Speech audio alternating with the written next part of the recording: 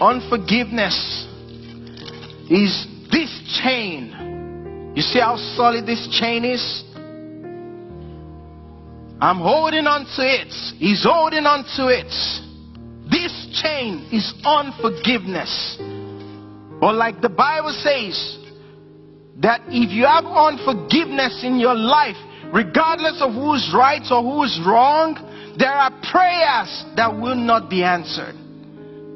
God has given, because of prayers, because of destiny, what God has already preordained and destined for my life, it's sitting right there, and I'm trying to get to it. Oh, unforgiveness. Unforgiveness. I can go everywhere I want to go, but as long as I want what's in that gift, oh, I'm holding on to it. Unforgiveness. Dave is in that gift. My wife that I'm gonna marry is in that gift. The opportunity to stand here to preach and preach to you the word of God is in that gift. But as long as I hold on to it, I cannot get to it. David and Annika, Reggie, Anita, the worship team will sing and lead us in worship. One of my favorite songs. We all love it. If they did it right now, everybody will have their hands lifted up and pray and sing it. Break every chain, break every chain, break every chain. But guess what? God is saying to you, you break the chain. It's your responsibility to break the chain. As long as you hold on to it, you will not be forgiven. You will not get there. Because guess what? That package that God has for you is in the streets called love. It's in the intersection of the streets called love and forgiveness streets. So you will never get to love and forgiveness street to pick up your package that's from God to you, as long as you hold on to this chain. So what do? Simply, you have to let go. When you let go, you're free to pick up your package. That's the only requirement that Jesus has. Dave, my son, is here in this package. What are you holding on to? Yes, somebody has done something against you.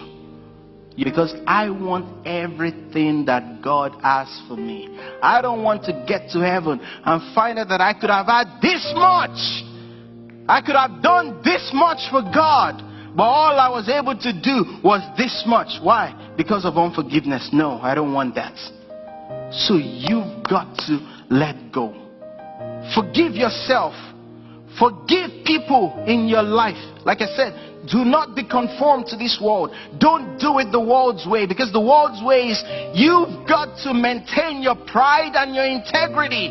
They did it wrong against you. They are the ones that are supposed to come and ask for forgiveness. But God is saying, no, you forgive. Imagine me still holding on to this chain.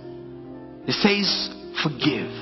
In order for you to have joyfulness, to be free, you've got to walk in forgiveness.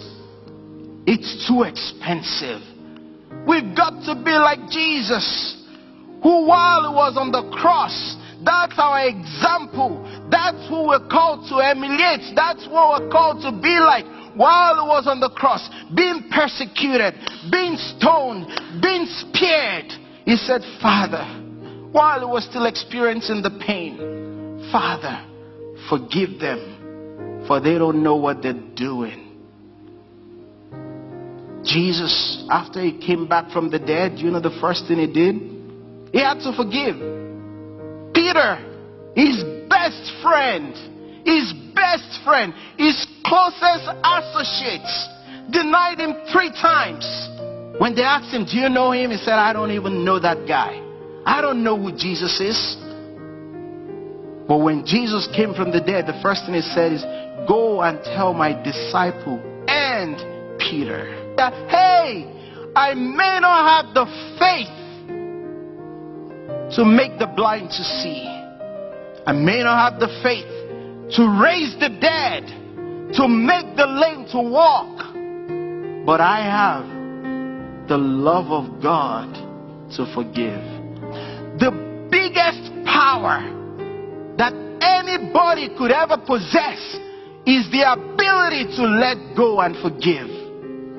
That's the highest form of faith. Your forgiveness.